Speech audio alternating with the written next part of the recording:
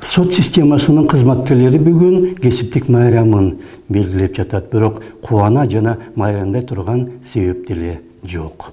Сот чечимдеринен жапа чеккен жарандардын жана уюмдардын саны өтө эле көп. Кечээ соттордун 12-чи курултайы болуп өттү жана анда сот системасы эгемендүү болуп, соттор мыйзамдын талабына туура келген кандай чечимдерди кабыл алууга тийиш деп 11-чи, 10-чу же 6-чы курултайда айтылган сөздөр кайталанды.